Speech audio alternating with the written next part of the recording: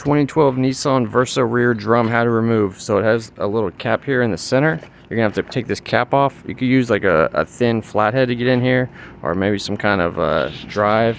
What I do is I just hammer my flathead on the right in the edge there and kind of knock this loose. Try not to damage the cap. Once this cap is away, you can reuse it if you don't mess it up. So we'll put this to the side, and then there's a 30mm nut on there that needs to come off.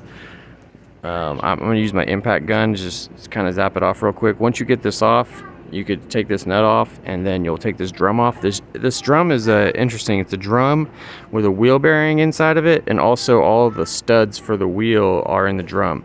So if you have a bad wheel bearing, you could just probably get a new drum with a wheel bearing. If your brake shoes are in good condition, you should be able to slide this off fine. Here's what it looks like inside.